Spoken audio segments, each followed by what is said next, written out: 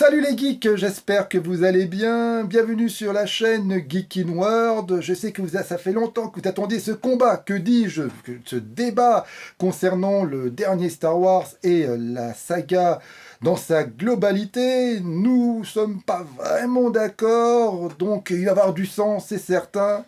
Donc si vous aimez les combats de gladiateurs, regardez cette vidéo jusqu'au bout. Je pense que vous n'allez pas être déçus, n'est-ce pas Cyril? Non, je suis pas d'accord. Tout de suite. D'accord. Alors on va commencer tout de suite Euh, par le vif du sujet. Qu'as-tu pensé du dernier Star Wars, voilà, rapidement. alors Sans lequel? rentrer dans les détails, le dernier. Donc, parce qu'il y a les deux là derrière. Alors, Mais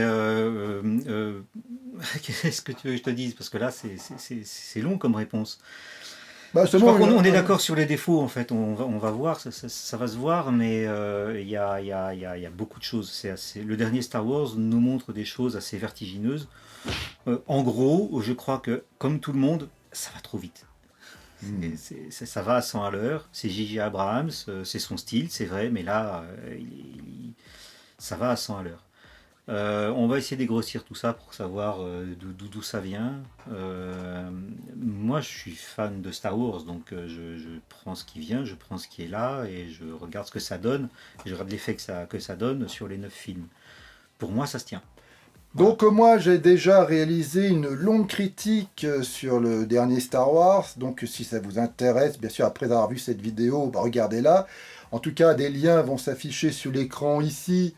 Et je mettrai également les liens sous le descriptif de cette vidéo. Donc si ça vous intéresse, donc je vais pas aller, je vais dire rapidement mon avis, mais si vous voulez avoir mon avis plutôt un avis complet, bah, regardez la vidéo que j'ai faite. Mais moi, voilà, je suis également un grand fan de Star Wars. J'ai vu l'Empire contre-attaque au cinéma, j'avais 11 12 ans, donc voilà, je les ai tous vus au cinéma. Mais j'ai été assez déçu et malheureusement avec le temps, je suis même de plus en plus déçu en y réfléchissant.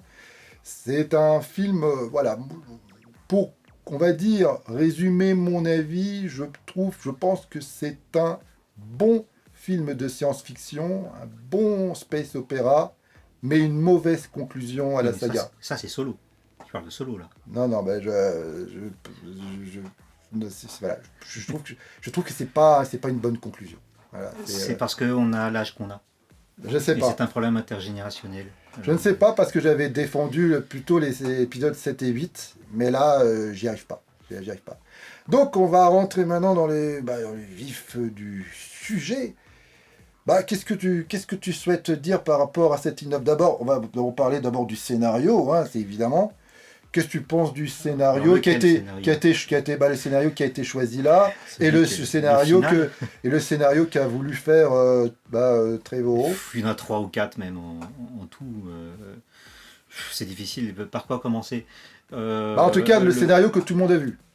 oui, si tu veux. Alors oui, ce qui est montré là, je crois qu'on est d'accord là-dessus, c'est que comme on vient de dire, il est trop rapide. Il manque des choses.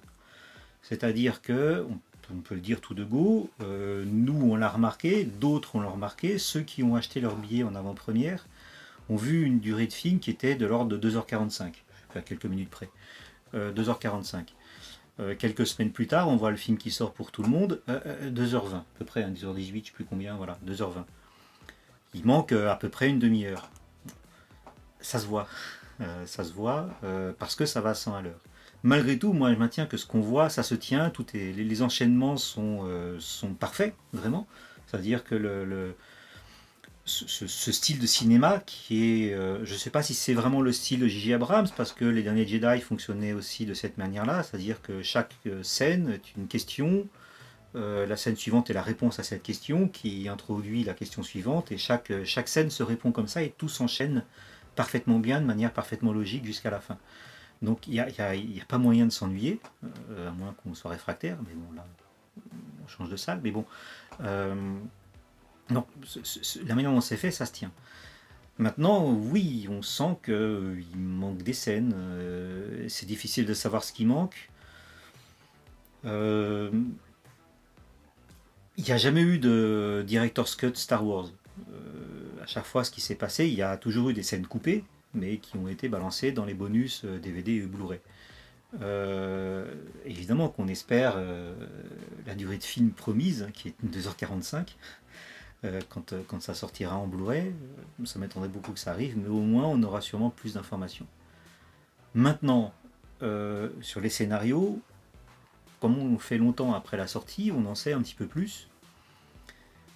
Il y a le scénario original de George Lucas, c'est-à-dire les idées originales que George Lucas avait pour sa trilogie à lui, c'est-à-dire pour sa fin de saga à lui. George Lucas, lui, ce qu'il voulait, il l'avait dit ça, il tenait à faire quelque chose de différent dans chaque film. Chacun des Star Wars est différent du précédent. Et il se creusait la tête vraiment pour proposer un spectacle radicalement différent du précédent, tout en étant totalement cohérent. L'histoire que George Lucas voulait raconter, c'est quasiment l'histoire originale telle qu'il l'avait écrite en 68, c'est-à-dire les chroniques des gardiens du Whills, les chroniques ou le journal des gardiens du Whills. Les gardiens du Whills, c'est effectivement ceux dont on entend parler dans Rogue One. On voit ils sont présentés un petit peu comme une secte, mais ils se présentent comme étant les gardiens du Whills. George Lucas était à fond là-dedans. Pour lui, les gardiens du Whills, ce sont les gens qui protègent les midi-chloriens, bon, on ne saura pas plus, mais qui protègent les midi-chloriens qui sont censés représenter la Force. Ce sont les gardiens des midi-chloriens et donc de la Force. Il voulait explorer le monde des midi-chloriens dans sa fin de saga. Donc on n'est plus du tout dans la saga des Skywalker avec ce que voulait raconter George Lucas, à moins qu'il ait réussi à mettre du Skywalker dedans. Mais voilà, George Lucas voulait en finir avec les midi-chloriens dans sa saga à lui. C'est vrai qu'il n'en reste pas grand-chose, mais c'est en filigrane. Ensuite, il y a le scénario de Colin Trevorrow. Le scénario de Colin Trevorrow, il peut se résumer en disant le pitch, c'est-à-dire que son scénario consiste à rendre important la transmission. C'est la transmission qui est importante. La transmission du savoir des Jedi à travers Rey. On retrouve dans le scénario de Colin Trevorrow, on retrouve le petit garçon qui manipule le balai. Il y a la dernière image de dernier Jedi. On retrouve le garçon qui manipule le balai comme un Jedi. Dans le scénario de Colin Trevorrow, il y a ce qui s'appelle le retour payant, c'est-à-dire le Finn qui, lors d'une bataille, voit un Stormtrooper dont le casque est parti. Et ce qui se passe tout au long du scénario, c'est que Finn va recruter des Stormtroopers renégats, comme lui, pour la bataille finale. Tandis que Rose va recruter des enfants et les amener à Rey pour transmettre le savoir des Jedi. Et l'autre détail sur la transmission, et là il en reste un petit peu dans le scénario final tel qu'on nous l'a montré, c'est que Rey part à la recherche d'une balise, et du coup Kylo Ren aussi, ils vont se retrouver au même endroit et donc s'affronter. Rey va chercher une balise qui va permettre de transmettre une sorte de SOS à travers la galaxie, le même type de SOS qu'il y avait dans les derniers Jedi, mais cette fois-ci, on va dire vraiment underground, c'est-à-dire cette fois-ci crypté, quoi, en quelque sorte. C'est du tort. Pour essayer de rameuter le plus de résistants possible. Dans le scénario de Colin Trevorrow, ça ne marche pas. Le premier ordre coupe la transmission, il y a une bataille. Bref. Donc on voit que l'idée principale du scénario original de Colin Trevorrow, c'est la transmission. Alors pourquoi, toute la question est là, pourquoi a-t-il été viré et pourquoi c'est pas ce scénario-là qu'on a vu au final? Qu'est-ce que tu en penses, toi? Qu'est-ce que tu as entendu là-dessus? La chose la plus évidente, en tout cas, vu les rumeurs et vu ce qu'on en sait, c'est que l'épisode 8 a été démoli par pas mal de fans. Ça, je peux l'expliquer. Pourquoi. Disney a paniqué. Parce que faut dire que Lucasfilm, ça a quand même coûté 4 milliards de dollars à Disney. Et lorsqu'ils achètent Lucasfilm, c'est pour gagner forcément beaucoup d'argent. Et lorsqu'ils ont vu la contre-performance de Solo et le succès mitigé, on est d'accord, ça dépasse 1 milliard, mais il faut dire que l'épisode 7 a fait plus de 2 milliards. Donc je pense que dans la tête de Disney, ils pensaient que l'épisode suivant allait faire également 2 milliards. Ça n'a pas été le cas. Donc Disney a compris et s'est dit que c'est pas parce que c'est écrit Star Wars au générique que forcément ça va être un énorme carton. Donc là, à mon avis, Disney a paniqué et ils ont, vu que le film n'a pas été apprécié, l'épisode 8, donc Les Derniers Jedi, eh bien Disney a envoyé Trevorrow et a demandé en vitesse le retour de J.J. Abrams, qui lui aussi a été pas mal critiqué pour l'épisode 7, mais lui c'était le contraire. C'est ça qui est fou. On a critiqué Ryan Johnson parce qu'il se soi-disant démarquait. Et on a reproché J.J. Abrams qu'il se démarquait pas du tout, qui était trop proche justement, notamment de l'épisode 4. Et du coup, on a un compromis avec avec ce dernier épisode. Donc on va dire que le dernier épisode est un mélange des deux. En même temps, il se démarque, on va dire, mais en même temps, il essaye de se rapprocher. C'est pour ça que pour moi, c'est un épisode hybride, et pour ça, c'est ça qui me gêne. J'ai du mal à y trouver une réelle cohérence, parce que j'ai l'impression de voir deux films dans un, ce qui n'était pas le cas dans les précédents, où pour moi, qu'on aime ou on n'aime pas, peu importe, mais tout était cohérent. On voyait très bien, tout se suivait. Il y avait, voilà, il n'y avait pas d'incohérence. On aimait ou pas les partis pris, ça c'est une chose. Mais là, j'ai l'impression que ça va dans toutes les directions possibles pour satisfaire un peu ceux qui ont aimé l'épisode 8, pour satisfaire beaucoup ceux qui ont aimé l'épisode 7, et ce qui fait que c'est un film totalement hybride, et pour moi, en fin de compte, à force de ne pas suivre un réel point de vue, il satisfait personne. C'est pas que du fan service, tu dis ça comme si c'était que du fan service, c'est pas ça. Non, j'ai pas dit fan service. J'ai pas fait fan service. On dirait qu'ils n'avaient que ça en tête. Ah bah non, il n'y a pas vu que ça en tête, mais c'est le problème. Le problème, c'est ça que je me dis, je sais même pas ce qu'il avait en tête lorsque je vois le film. C'est ça, j'ai l'impression, pour moi, c'est un film qui manque de vision, qui manque de point de vue. Au contraire, il y en a un, mais comme... Il faut vraiment réfléchir. Moi, c'est vraiment un film hybride, quoi. Ça va dans tous les sens, ça manque totalement de cohérence. Pour bien comprendre, si, il y a une cohérence, mais il faut tout remettre en doute. Il faut tout remettre en doute pour qu'il y ait une cohérence. Alors là où je suis d'accord, c'est que comme on revient sur le fait que le film va très vite, la première séquence est très rapide. Or, la vraie première séquence, c'est pas la fuite de... Oui, on va dire la fuite du Faucon Millenium. La fuite en avant du Faucon Millenium qui va chercher des informations le plus vite possible. La première séquence, c'est Kylo Ren qui s'approche de Palpatine. Cette séquence-là, on l'aurait bien vue en séquence finale de l'épisode précédent. Ah oui. Et là, on aurait eu quelque chose de cohérent, on se serait arrêté sur un vrai cliffhanger, et on aurait eu quelque chose de cohérent, et on aurait enchaîné sur quelque chose, ça aurait été réglé. Un développement de ça. Et là, on s'attendait, on aurait accepté le développement autour de Palpatine. C'est vrai que tel quel, ça vient un peu comme un cheveu sur la soupe, parce que Palpatine, on n'en a pas parlé dans le Réveil de la Force, ni dans les Derniers Jedi. Je crois que tout est là, il y a peut-être un problème de communication là-dessus. Pourtant... Je veux dire, si on accepte bien les informations qui sont données dans le dernier épisode, ça se tient sans aucun problème. Moi, je suis désolé, mais dès qu'on voit Snoke dans le Réveil de la Force, on pense tout de suite à Palpatine. On voit tout de suite la manière dont il est présenté, dans la mise en scène. Encore une fois, c'est la mise en scène qui parle. Comme dans tous les Star Wars, c'est d'abord la mise en scène qui parle.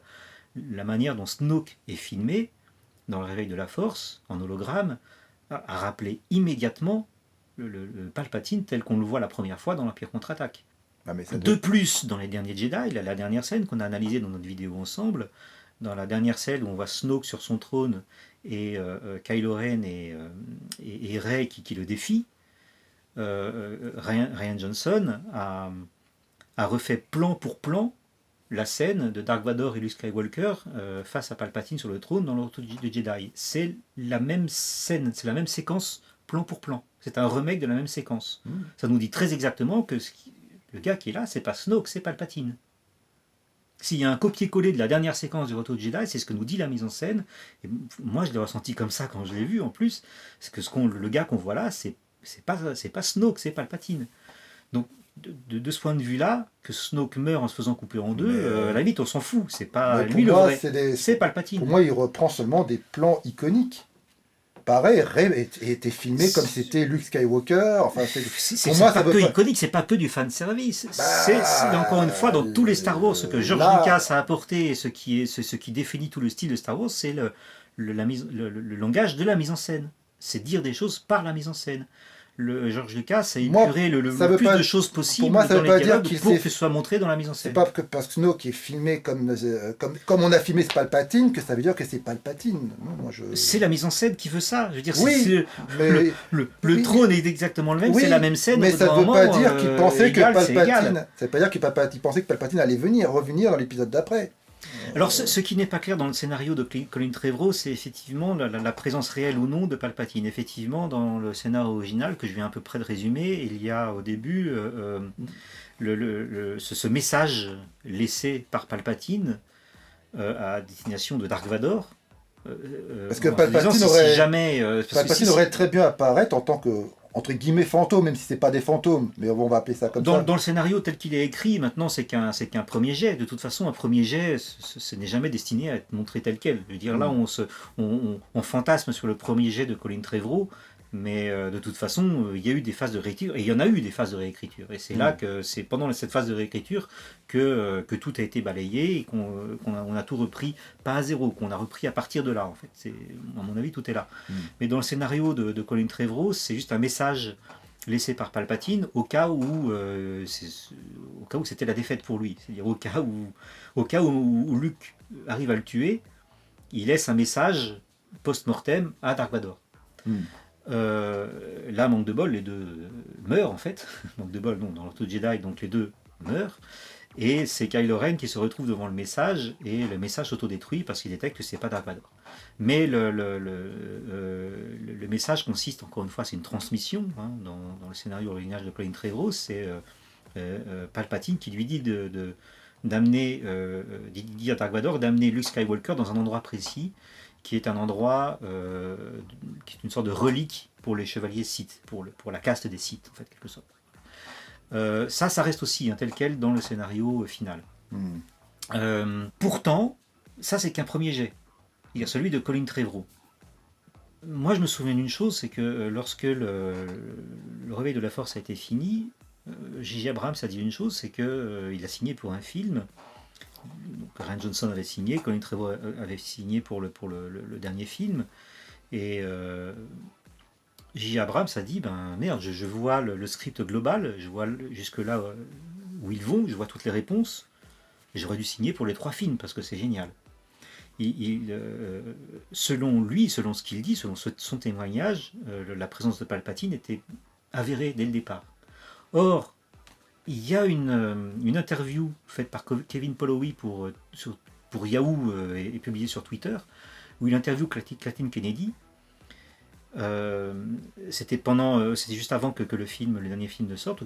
Kathleen Kennedy dit clairement, il était parfaitement question que Palpatine revienne physiquement dès le début dans le dernier épisode. Au départ, on ne savait pas trop encore comment faire ça, parce que c'était encore en cours d'écriture, mais c'était très clair dès le début, c'est Kathleen Kennedy qui le dit, c'était très clair dès le début que Palpatine devait revenir, que Palpatine ne serait pas mort, on va dire clairement les choses, ne serait pas mort à la fin du Retour du Jedi. Ça, c'est une piste pour creuser. Or, il y a autre chose qui s'est passé, je fais un long tunnel, c'est pas fini ce qu'il faut dire. Lorsque Disney, il faut revenir au moment où Disney achète Star Wars en 2012, il y a Disney Group demande à une femme qui s'appelle Kiri Hart de créer la Lucasfilm Story Company. Je me trompe peut-être dans le terme, mais bon, c'est Lucasfilm Story, quelque chose comme ça. Lucasfilm Story Company, dont le projet est de veiller à la cohérence de l'histoire canon de Star Wars. Je crois que c'est de là sont parties toutes les rumeurs sur ce qui était canon et ce qui ne l'était pas. Parce que c'est un joyeux bordel. Parce que qu'est-ce qui s'est passé, c'est que Kiri Hart démissionne en 2013. Kiri Hart, en gros, elle était prévue pour être une sorte de Kevin Feige hein, Kevin Feige, c'est celui qui chapeaute tout le MCU, tout le Marvel Cinematic Universe. C'est lui qui a donné toute une cohérence à la saga Marvel. Et c'est Kerry Hart qui devait s'en charger au sein de la Lucasfilm Story, donc qui devait s'occuper, c'est dit officiellement comme ça, du reboot de Star Wars à partir de 2012. Vraiment, c'est à partir de là que les rumeurs ont commencé en fait. Et elle s'en va en 2013, laissant Kathleen Kennedy seule mettre à bord sur toute la cohérence. Je veux dire, Kathleen Kennedy devient Kevin Feige. On sait que maintenant le problème est réglé puisque c'est Kevin Feige qui dorénavant est à la tête de ce Lucasfilm Story Group en fait. Ou compagnie, je sais plus, peu importe. Je crois que le premier problème, ça a été la démission de Kerry Hart. Avant même que Colin Trevorrow s'en aille, je veux dire longtemps avant, quoi. Parce que dans quoi, dans quelles histoires les scénaristes, donc Chris Terrio et J. Abrams, il y a encore un autre scénariste qui a écrit entre Colin Trevorrow et Chris Terrio, il y en a eu un autre. Dans quoi est-ce qu'ils sont allés piocher? Dans tout ce que eux considéraient être canon, c'est-à-dire tout ce qu'ils voulaient. Et là, c'est pour ça que je dis qu'il y a un joyeux bordel, c'est que le questionnement, est-ce qu'on est d'accord sur le fait que le plus gros choc, c'est d'admettre la résurrection de Palpatine? Est-ce que c'est quelque chose qui t'a choqué, toi, pendant le film, dès le début? Non, à la base, je trouvais que c'était plutôt une bonne idée. Maintenant, le problème, c'est comment ça a été amené. C'est ça le souci. Alors, j'ai trouvé que... D'abord, en plus, Palpatine, on ne le voit pas si souvent que ça, déjà, dans le film. Et je trouve dès que le début, et puis on voit la fin, il a quand même une présence. Ouais, mais en filigrane, après, bon, peu importe, mais voilà. Mais je trouvais, bon, voilà. Moi, je ne sais pas si vraiment... bon, après, si on part sur le principe que Palpatine était prévu dès le départ ou pas, j'en sais rien. Ouais, bon, je pense que on a quand même défini dès l'épisode 7 un nouveau méchant, c'est Kylo Ren, qui se démarquait vraiment de Dark Vador, parce qu'il est jeune.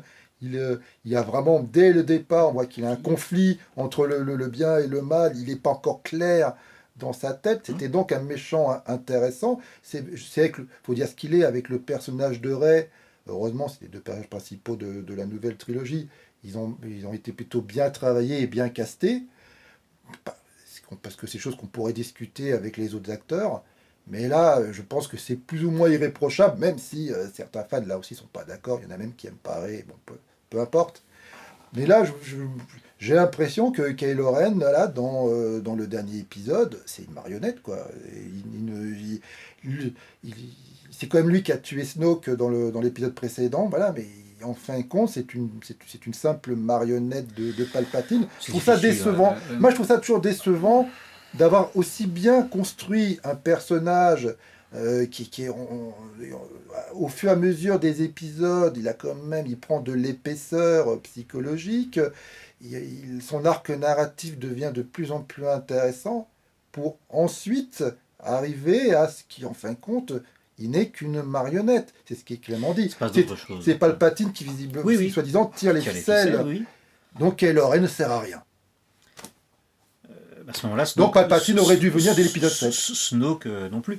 En l'occurrence, Palpatine est bien présent dans l'épisode 7, mais on l'avait pas vu venir, c'est dans le thème musical de Rey. C'est pour ça que moi je peux pas croire à la présence de Palpatine dès le départ, parce que dans ces cas-là, je ne vois pas les scénaristes avoir créé Kylo Ren et Snoke. Enfin, ça me paraît bizarre d'avoir créé deux méchants aussi importants, pour en fin de compte se dire que dès le départ, de toute façon, il y aura Palpatine qui va venir et qui va supprimer ces deux-là. Kylo Ren et Rey sont importants parce qu'ils ont un antagonisme symbolique. Et c'est ça c'est là-dessus qu'il faut s'appuyer. Kylo Ren est très important à la fin parce qu'il représente la rédemption de tous les Jedi en réalité, tout comme Rey. Ça passe par eux deux. On le voit d'ailleurs à la fin de l'épisode 9. Il se sacrifie à la fin. Quoi. Voilà. Et donc c'est la rédemption de Kylo Ren. Ouais. Le problème de Kylo Ren est réglé en quelque sorte dans The Last Jedi. Après c'est tellement rapide. Il faut qu'il règle son conflit avec Palpatine, et c'est pas lui qui va le faire, c'est Rey. On a bien compris des Last Jedi qui sont à égalité. Kylo Ren et Rey. Rey, je vais insister là-dessus, Rey, son affiliation à Palpatine est dite dans la musique. Ça, c'est absolument tuant chez John Williams. Le thème de Rey, tan, tarana, ta, ta, tan, tarana, c'est le thème de l'empereur accéléré. C'est les mêmes notes que le thème de l'empereur, tel qu'on l'entend dans Le Retour du Jedi. Tout comme le thème d'Anakin, c'est le thème, c'est la marche impériale de Dark Vador en plus lent. Il avait même été plus loin, John Williams, c'est compris maintenant, dire, la musique finale de la fête dans La Phantom Menace, où ils sont tous heureux parce qu'ils pensent que tout est fini, qu'ils ont réussi à détruire le blocus qu'il y avait sur la planète Naboo. La musique festive qu'on entend, c'est la musique de l'empereur, mais en accéléré, en festive, quoi. Donc l'empereur est bien présent dans toute la saga par la musique depuis le début. Dans ces cas-là, c'est dit officiellement. Dans ces cas, John Williams narrativement a mieux construit sa musique que les scénaristes et réalisateurs eux-mêmes. Si tu veux revenir depuis le début en 77, c'est John Williams qui sauve la saga. C'est quand George Lucas entend la musique de John Williams en 76 qu'il se dit, ben là d'accord, le film est sauvé. Parce que il était prêt à jeter l'éponge. Visiblement, John Williams a compris que Palpatine, dans ces cas-là, devait être là dès le départ. Et visiblement, les réalisateurs et scénaristes... C'est pas qu'il l'a compris, c'est qu'on lui a dit. Encore une fois, la formation existait depuis le début. Moi, j'en suis absolument convaincu. Tout tend vers ça. Mais dans ces cas-là, il aurait teasé. Je vois pas ça, vraiment. Au contraire, on aurait compris que Palpatine... Ça, à la limite, c'est discutable, mais si c'était censé être le choc, comme si c'est pensé comme une série, c'est censé être le choc final, moi je trouve que ça fonctionne bien. Maintenant, il faut aussi ménager ses effets. Ça n'aurait pas eu du tout le même effet si ça avait été... si on nous l'avait dit dès le départ. Mais je crois surtout que là, on tourne autour du pot.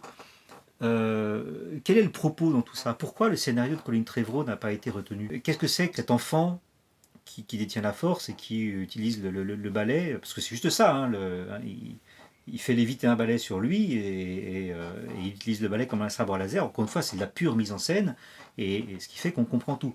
Rian Johnson a déjà expliqué cette scène. C'est juste le sparkle of resistance, c'est-à-dire c'est l'étincelle de la résistance.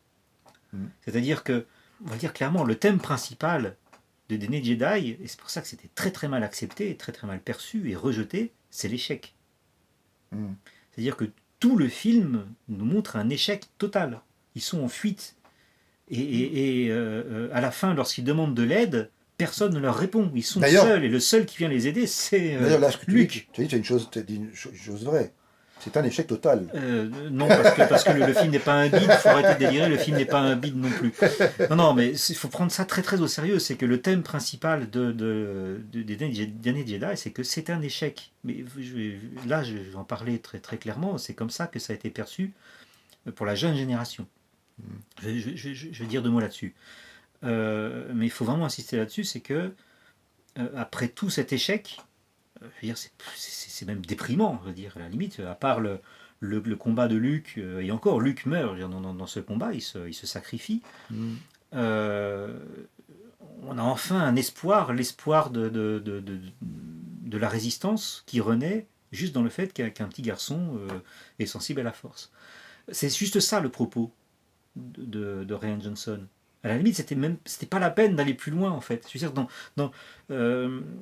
si le propos du film c'est l'échec, ça aurait été une contradiction totale, justement, que de garder le scénario de Colin Trevorrow, à la fin duquel les Jedi recommencent à recruter des enfants pour les entraîner en tant que Jedi. S'ils avaient fait ça, c'est qu'ils n'avaient rien compris au propos de Rian Johnson. Et c'est là où je veux en venir, c'est qu'il s'agit de la rédemption des Jedi, avant tout. Les The Last Jedi, c'est l'échec, met en évidence l'échec total des Jedi depuis le début. Ce que les millennials ont ressenti lorsqu'ils ont grandi, eux, avec les épisodes 1, 2 et 3, ignorant tout, d'abord des épisodes 4, 5 et 6 des années 80, c'est que ils entendaient parler des Jedi par leurs parents, sûrement, en disant, et puis par les jouets, surtout, il ne faut pas oublier, par les jouets, qui montrent les Jedi qui sont les héros absolus. Qu'est-ce qu'on voit dans l'épisode 1, 2, 3 ? on voit Qui-Gon Jinn qui va recruter un gamin, qui délire autour des midi-chloriens, et puis qui dit, moi je vais le récupérer, non, je prends pas ta mère, on la laisse là, qu'elle crève, et je prends le gamin, et on le met entre les mains de Palpatine, hein, du pouvoir en place, et c'est pas vraiment ça, j'exagère, hein, mais on le met entre les mains, on va dire, de plusieurs magiciens, qui vont le juger direct. Lui, un gamin de 10 ans, sa mère le manque, lui dit, c'est pas bien que ta mère te manque, il faut que tu oublies ça. Toute l'humanité du gamin Anakin qui a 10 ans est éradiquée, anéantie par les Jedi qui lui lavent complètement le cerveau. De ce point de vue-là, je veux dire, c'est extrêmement critiquable ce que font les Jedi dans les épisodes 1, 2 et 3. Dans l'épisode 2, carrément, les Jedi deviennent des chefs de guerre. Yoda, il est le chef des Stormtroopers. Ça avait déjà été un choc pour les fans de la première heure d'accepter ça. Ce qu'il faut bien comprendre, c'est que c'est pas une erreur de George Lucas. C'est que George Lucas, il le fait exprès. Il met du gris dans le manichéisme. C'est exactement ce que dit le dernier Jedi d'ailleurs. Hein. Quand ils vont chercher qui fabrique les armes et qui les vend à qui, à tout le monde. Il met du gris déjà là, mais c'est fait exprès. C'est-à-dire que les Jedi, c'est pas le bien absolu. Le combat final dans la lave, ça se voit. À la limite, ça donne raison à Anakin qui rejette les Jedi. Mais il rejette les Jedi parce qu'il se fait aussi manipuler par Palpatine et tout est là. Palpatine, il reste la menace fantôme de toute la saga. En fait. Les millennials qui ont, on va dire, j'aime pas ce terme de millennials, mais bon, cette jeune génération qui a grandi avec les épisodes 1, 2 et 3 a très mal perçu ces héros de la galaxie que sont les Jedi, en nous disant qu'en fait c'est des va-t-en-guerre, quoi. Ils se prétendent émissaires de la paix, mais en fait ils dirigent les Stormtroopers. Et puis c'est l'échec des Jedi, la fin dans le Revanche des Sith, quand ils sont tous aiguillés par l'ordre 66, c'est parce qu'ils ont été tous beaucoup trop arrogants leur pouvoir, qu'ils n'ont rien vu venir. Et pendant ce temps-là, il ne faut pas oublier, ils ont lobotomisé Anakin. Arrive le réveil de la Force, qui relance de manière rétro, parce que je suis persuadé que c'est ce qu'il fallait faire. Il fallait revenir à la manière de faire des années 80, donc l'ambiance rétro qui a pu en saouler certains, dont George Lucas. Je crois qu'il avait parfaitement raison de le faire. Mais arrive le dernier Jedi. Les scènes les plus importantes des derniers Jedi, c'est Luke Skywalker qui devient extrêmement critique face à Rey sur les Jedi et qui dit exactement ce que je viens de dire en gros, mais avec le moins de dialogue possible. Là, j'en fais une tonne, mais c'est dit avec le moins de dialogue possible. Mais c'est ce que dit Luke Skywalker à Rey. Il dit, il faut en finir avec les Jedi parce que c'est des saloperies, ces gens. Voilà. En gros, c'est ça. Et c'est pour ça qu'il se révèle aussi violent par le passé envers Ben, parce qu'il ressent monter une puissance Jedi envers lui. Il faut l'arrêter. Parce qu'il ne faut pas que ça recommence. Il ne faut pas que ce cercle-là recommence. Il le voit avec Rey et il dit non, il ne faut pas que ça recommence. Mais tout ça n'est pas visible dans l'épisode 9. Pourquoi ? Parce que Luke Skywalker vit déjà sa rédemption. Il a ce dialogue avec Yoda. Yoda qui admet quand même, parce qu'il ne faut pas oublier, parce qu'on revient aussi carrément aux dernières apparitions de Yoda, enfin au dernier dialogue entre Yoda et Luke Skywalker, c'était dans le Retour du Jedi. Qu'est-ce qu'ils disent Yoda et Ben, Fantôme et Yoda, au jeune Luke Skywalker qui veut foncer dans la bataille, même à l'époque, même pendant l'Empire contre-attaque en fait. Oui, c'est même pendant l'Empire contre-attaque. Carrément, ils disent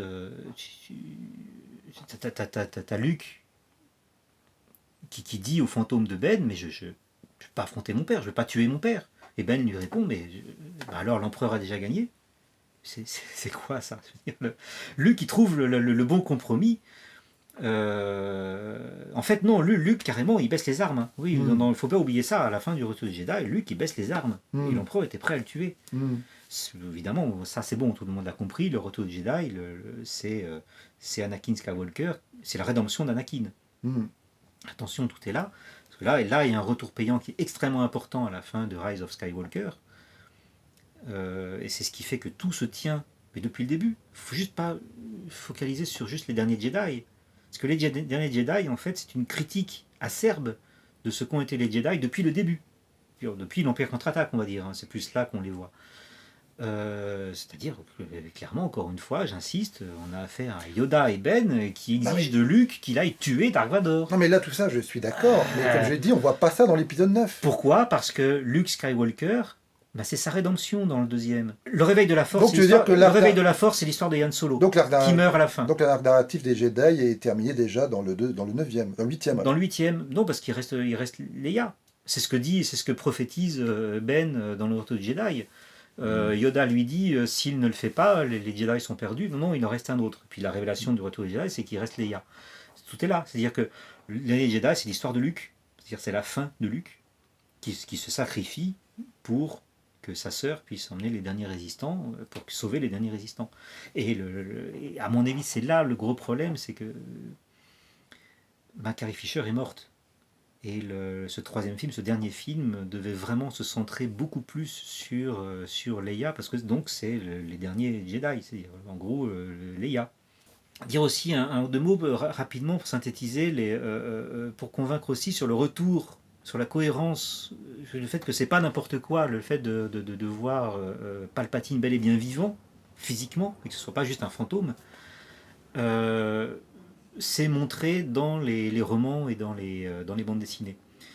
C'est pour ça que c'est difficile de dire qu'est-ce qui est canon et qu'est-ce qui ne l'est pas. Je crois que tout est canon en réalité. Je veux dire, à partir du moment où on voit Luke Skywalker qui a une boussole qui est importante, quand on sait que cette boussole, elle est introduite dans le jeu vidéo Battlefront 2, l'histoire de cette boussole qui est récupérée par un autre Jedi qui s'appelle Milk, un nom comme ça, c'est une boussole que Luke récupère. Enfin, c'est un autre Jedi qui lui dit qu'il y a l'observatoire de Palpatine à un endroit. Luke y va, il récupère certains objets, dont cette boussole qui est importante parce que c'est une boussole qui permet si je me souviens bien dans Rise of Skywalker, donc de repérer un temple Jedi, c'est ça. Il y a aussi les holocrons. Les holocrons, ce sont des... c'est là-dedans qu'on met le plus de messages possible. Les holocrons, on entend parler dans les dessins animés Clone Wars et Star Wars Rebels. Il y a le fulcrum. Alors, le terme n'est pas dit, mais on comprend puisque c'est l'agent double. Hux est un agent double dans Rise of Skywalker, c'est-à-dire quelqu'un qui voilà. Et les agents doubles dans la mythologie Star Wars, c'est le fulcrum. Ah oui, là aussi c'est une catastrophe. Comment il était traité. Non, pourquoi pas. Vraiment, pourquoi pas. Encore une fois, c'est parfaitement cohérent dans la mythologie Star Wars. Mythologie Star Wars, c'est parfaitement cohérent, c'est un fulcrum. Ça sert à rien. On dit que c'est un traître, un quart d'heure après, il meurt. Ça sert à rien. Donc bon, voilà, en résumé tout ça pour dire, la résurrection de Palpatine est présente dans 3 gros romans et bandes dessinées qui sont canons. Et là, pardon, mais il faut finir là-dessus parce que vraiment, c'est ça que je voulais dire qui est le plus important, vraiment le plus important et qui a échappé absolument tout le monde en France apparemment. Je suis désolé, vraiment, j'insiste là-dessus, c'est vraiment là où il faut en venir. C'est que dans le scénario, dans le script original de La Revanche des Sith, dans la scène où Palpatine révèle l'histoire de Dark Plague à Anakin, lorsqu'ils sont dans cette espèce d'opéra là, donc où il dit la phrase qui est importante, qu'on entend même dans Fortnite, pour montrer à quel point elle est importante, elle a été reprise dans Fortnite, où il dit que le Dark Plague lui a appris à manipuler la force d'une manière... que certains considéraient de manière non naturelle. Je traduis de tête en français. Cette phrase est extrêmement importante, mais c'est la seule phrase, en gros, c'est la phrase qui reste après le script original de George Lucas, qu'il a révélé dans une interview. Parce que dans le script original de George Lucas, c'était très clair, Palpatine devait révéler à Anakin qu'il est son père, en disant qu'il a manipulé les midi-chloriens dans le ventre de Shmi pour qu'il y ait une division cellulaire dans le but de créer Anakin. Il le dit clairement dans le premier script de George Lucas. Mais George Lucas s'explique là-dessus, il dit pourquoi c'est pas dans le scénario final et pourquoi ça n'a pas été tourné finalement. Parce qu'apparemment, ça n'a même pas été tourné, ce dialogue. Parce que ça faisait trop redite, lourdingue, du genre je suis ton père, comme dans l'Empire contre-attaque. Ça faisait trop Anakin, je suis ton père. Donc il l'a lourdé, mais il a fait passer la même idée autrement, en disant Dark Plague, c'était mon mentor, et il m'a appris à vaincre la mort et à manipuler la vie. Mais pour ça, il faut être un Sith. En gros, c'est ce qu'il dit.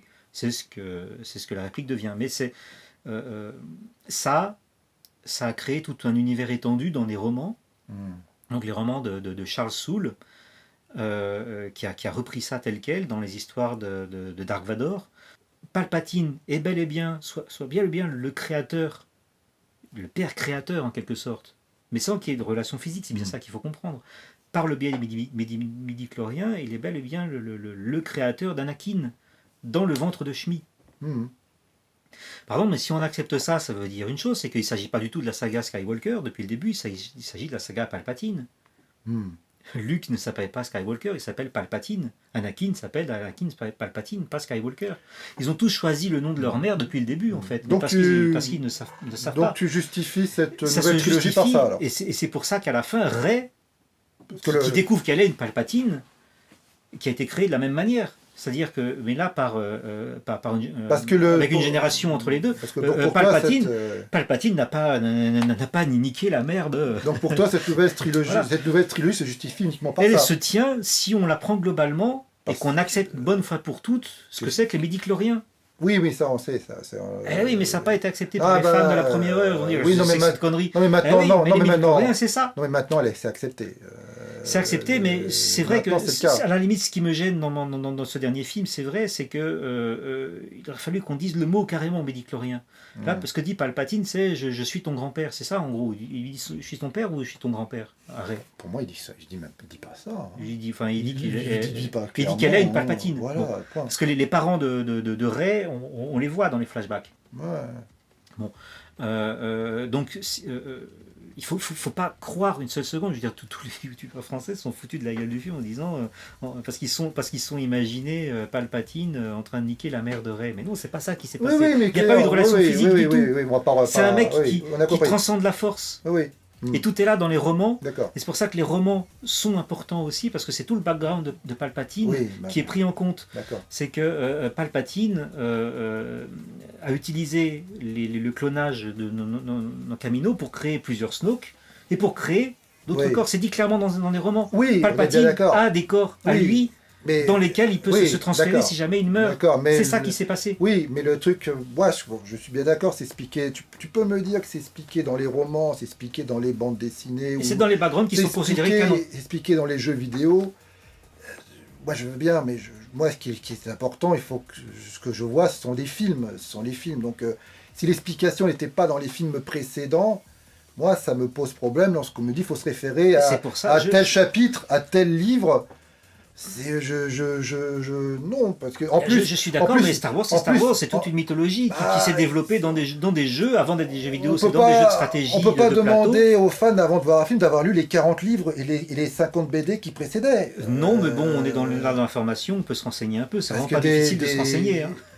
Le plus, on sait que ça existe, on va chercher un peu. Hein. Au niveau des romans, en plus, beaucoup d'auteurs mettaient en avant leur propre histoire, leur propre scénario. Alors parfois même les livres se contredisaient parce que c'était différents univers, donc c'est très difficile de les regrouper. Oui, il y a pas mal de délire dans les... C'est pour ça que ça reste la question. Ça va très très loin. Est-ce qu'on accepte tout ou est-ce qu'on accepte une partie des livres? D'où l'utilité de ce... Est-ce qu'il y a des livres qui sont plus officiels que d'autres? D'où l'utilité de ce que Kerry Hart était en train de faire dès 2012, c'est-à-dire de choisir qu'est-ce qui était canon, qu'est-ce qui n'est pas canon, donc tout le bordel qu'est... Ça on sait pas. Il y a au moins ces romans-là dont on sait qu'ils sont canons. Le problème, c'est que dans ces romans, dans ces romans-là qui expliquent le pouvoir de Palpatine, qui est de revivre, de revenir d'entre les morts, de se réincarner, en fait, c'est vraiment ça, de se réincarner en tant que totalement avec ses pouvoirs tels quels, quoi. Pour finir là-dessus, en conclusion, je veux dire, moi j'ai envie de dire une chose, c'est ce qu'on comprend à la fin, donc dans ce dernier film. Parce que d'abord, c'est la rédemption des Jedi. Ok, Rey Oui, signifie la rédemption des Jedi, ok, ça. avec Ben, qui est quand même important, je ne suis pas d'accord avec toi, il est important puisqu'il se sacrifie. Qui? Ben Solo, Kylo Ren, se sacrifie. Il est important, il se sacrifie. Oui, mais Bon. ça s'écrit à la fin. Et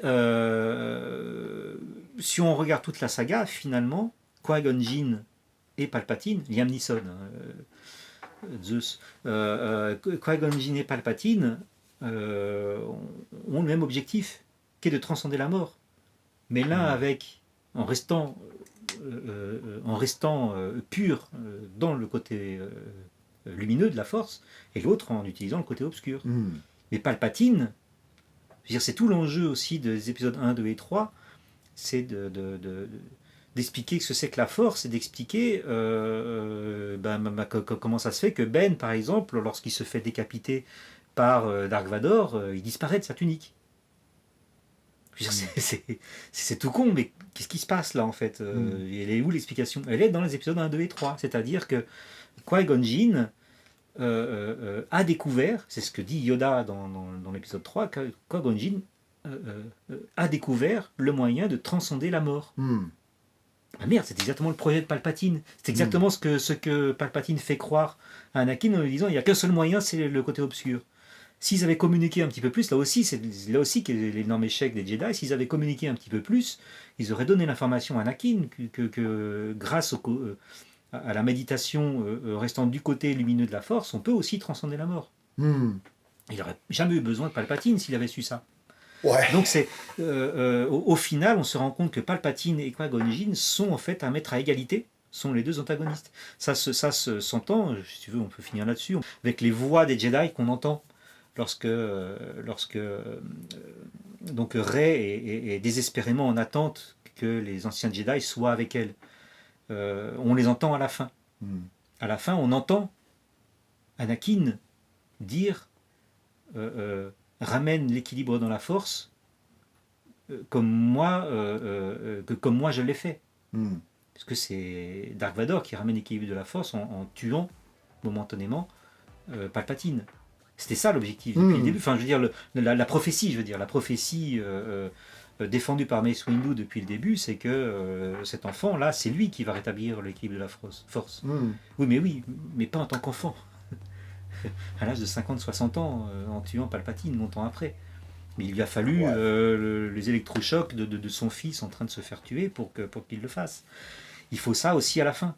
De nouveau, parce que Star Wars, ça rime, on a l'affrontement final Palpatine-Rey, tout comme il y a eu l'affrontement final Dark Vador, on va dire, Palpatine.